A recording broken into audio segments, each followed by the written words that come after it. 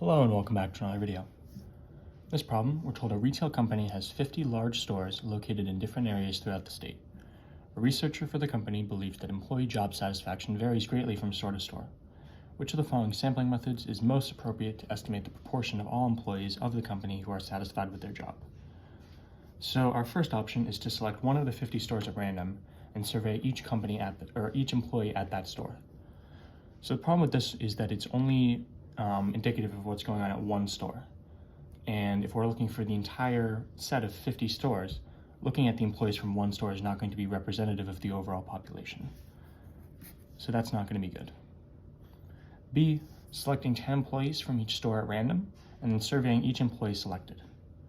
So this is a good way to sample the overall population because they're sampling from each store and the employees are being selected randomly. So B is good.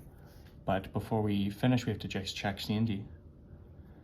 So C, surveying the 25 highest paid employees and the 25 lowest paid employees.